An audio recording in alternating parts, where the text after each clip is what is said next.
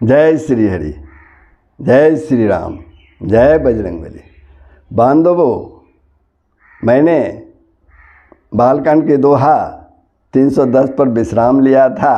आप लोगों ने श्रवण किया कि राजा दशरथ मुनि विश्वामित्र और दोनों पुत्रों से मिलकर बहुत ही हर्षित हुए। साथ ही वहाँ के जनकपुर के जो निवासी थे वे लोग भी बहुत हर्षित हुए। वे यहाँ तक सोचने लगे, जब राजा जनक स्नेहवश सीता जी को विदा करा के ले आएंगे तो उन्हें विदा कराने दोनों भाई अवश्य आएंगे, तो उनका दर्शन कर कर हम पुण्य के भागी बनेंगे। अब आगे का प्रसंग सुनिए। विविध भांति होइए पहुनाई, प्रिय न काहि अस सासुर माई। तब तब राम लखन ही निहारी, होई सब पुर लोग सुखारी। तब उनकी अनेक प्रकार से पहुनाई होगी जब श्री राम जी विदा कराने के लिए आएंगे। सखी, ऐसे ससुराल किसी प्यारी न होगी, ऐसा ससुराल किसी को इतनी प्यारी न होगी। तब हम सब नगर निवासी श्री राम और लक्ष्मण जी को देख कर सुखी होंगे। सखी जस राम लखन कर जोटा, तैसई भूप संग दुई ढोटा। श्याम गौर सब अंग सुहाए, ते सब कहीं देखीजे आए। हे सखी, जैसा श्री राम लक्ष्मण का जोड़ा है वैसे भी दो कुमार राजा के साथ और भी हैं। वे भी एक श्याम है, दूसरा गौर वर्ण के हैं। उनके भी सब अंग बहुत ही सुंदर हैं। जो लोग उन्हें देख कर आए हैं वे सब यही कहते हैं। कहा एक मैं आजु निहारे, जनु बिरंचि निज हाथ संवारे। भरतु राम ही की अनुहारी, सहसा लखी न सकहीं नर नारी। एक ने कहा, मैंने आज ही उन्हें देखा है, इतने सुंदर हैं मानो ब्रह्मा जी ने उन्हें अपने हाथों से संवारा है। भरत तो श्री रामचंद्र जी की सकल सूरत के हैं, स्त्री पुरुष उन्हें सहसा पहचान नहीं सकते। स्त्री पुरुष उन्हें सहसा पहचान ही नहीं सकते। लखनु शत्रु सूदन एक रूपा, नख सिकते सब अंग अनूपा। मन भावहि मुख बरनी न जाही, उपमा कहूँ त्रिभुवन को नाही। लक्ष्मण और शत्रुघ्न दोनों का एक रूप है, दोनों के नख से शिखा तक सभी अंग अनुपम हैं। मन को बड़े अच्छे लगते हैं, पर मुख से उनका वर्णन नहीं हो सकता। उनकी उपमा के जोग तीनों लोकों में कोई नहीं है। उपमान को कदास तुलसी, कतहु कवि को बिंद कहे। बल विनय विद्याशील शोभा सिंधु इनसे यही है। पुर नारी सकल पसारी, अंचल विदहि बचन सुनाबहि। ब्याहूं चार्यो भाई यही, पुर हम सुमंगल गाबहीं। दास तुलसी जी कहते हैं, तुलसीदास जी कहते हैं, कवि और गोविंद यानी विद्वान कहते हैं, उनकी उपमा कहीं कोई नहीं है, इनकी उपमा कहीं कोई नहीं है। बल विनय विद्याशील और शोभा के समुद्र इनके समान यही हैं। जनकपुर की सब स्त्रियां आंचल फैलाकर विधाता को यह वचन विनती सुनाती है कि चारों भाइयों का विवाह इसी नगर में हो और हम सब सुंदर मंगल गावें। कहीं परस पर नारी बारी, कहीं परस पर नारी बारी, बिलोचन पुलक तन, सखी सब करब पुरारी, पुण्य पयो निधि भूप दो, सियावर राम जय जय राम, सियापति राम जय जय राम। नेत्रों में जल भरकर पुलकित शरीर से स्त्रियां आपस में कह रही हैं कि हे सखी, दोनों राजा पुण्य के समुद्र हैं, दोनों राजा पुण्य के समुद्र हैं, त्रिपुरारी शिव जी सब मनोरथ पूर्ण करेंगे।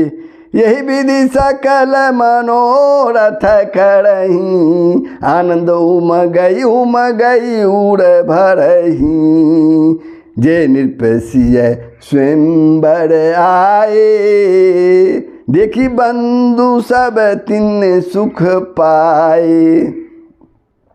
इस प्रकार सब मनोरथ कर रही हैं और हृदय को उमंग उमंग कर उत्साह पूर्वक आनंद से भर रही हैं। सीता जी के स्वयंवर में जो राजा आए थे उन्होंने भी चारों भाइयों को देखकर सुख पाया। कहत राम जसु बिसद विशाला, कहत राम जसु बिसद विशाला, निज निज भवन गए महिपाला, गए बीती कुछ दिन यही भांति, प्रमुदित पुरजन सकल बराती। श्री रामचंद्र जी का निर्मल और महान जस कहते हुए राजा लोग अपने अपने घर गए। इस प्रकार कुछ दिन बीत गए। जनकपुरवासी और बाराती सभी बड़े आनंदित हैं। मंगल मूल लगन दिनु आबा, मृत्यु गहनुमा सुसुहाबा, ग्रह तिथि नख थु जोगु बर बारू, लगन सोधि विधि किन्ने विचारू। मंगलों का मूल लगन का दिन आ गया। हेमंत ऋतु और सुहावना अघन का महीना था। ग्रह तिथि नक्षत्र जोग और बार श्रेष्ठ थे। मुहूर्त शोध कर ब्रह्मा जी ने उस पर विचार किया। पठे दिन्नी नारदन सन सोई, गईनी जनक के गन कन जोई, सुनि सकल लोगनिया बाता, कहीं ज्योतिषी आई विधाता। और उस लगन पत्रिका को नारद जी के हाथ जनक जी के यहाँ भेज दिया। जनक जी के ज्योतिषियों ने भी वही गणना कर रखी थी। जब सब लोगों ने यह बात सुनी तब वे कहने लगे, यहाँ के ज्योतिषी भी ब्रह्मा ही हैं। धेनु दूरी बेला विमल, सकल सुमंगल मूल, विप्रन कहे विदेशन, जानि सगुन अनुकूल, सियावर राम जय जय राम, सियापति राम जय जय राम। निर्मल और सभी सुंदर मंगलों की मूल गोधूली की पवित्र बेला आ गई। निर्मल और सभी सुंदर मंगलों की मूल गोधूली की पवित्र बेला आ गई और अनुकूल शकुन होने लगे। यह जानकर ब्राह्मणों ने जनक जी से कहा, उपरोहित ही कहु नर नाहा, अब विलंब कर कारनु कहा, सतानंद तब सचिव बुलाए, मंगल सकल साजी सब लाए। तब राजा जनक ने पुरोहित सतानंद जी से कहा कि अब देर का क्या कारण है। तब सतानंद जी ने मंत्रियों को बुलाया। वे सब मंगल का सामान सजाकर ले आए। शंख निशान पनब बहु बाजे, मंगल कलश सगुन शुभ साजे। सुभग सुहासनी गावहीं गीता, करहीं वेद धुनि विप्र पुनीता। शंख, नगाड़े, ढोल और बहुत से बाजे बजने लगे तथा मंगल कलश और शुभ शकुन की वस्तुएं दधी दुर्वा आदि सजाई गई। सुंदर सुहागिनी स्त्रियां गीत गा रही हैं और पवित्र ब्राह्मण वेद की ध्वनि कर रहे हैं। लेन चले सादर यही भांति, गए जहाँ जनबास बराती। कौशलपति कर देखी समाजू, अति लघु लागति नहीं सुर राजू। सब लोग इस प्रकार आदर पूर्वक बारात को लेने चले और जहाँ बारातियों का जनवासा था वहाँ गए। अवधपति दशरथ की वैभव देखकर उनको देवराज इंद्र भी बहुत ही तुच्छ लगने लगा। भय समय अब धार्य पाऊ, यह सुनी पड़ा निशान ही घाऊ।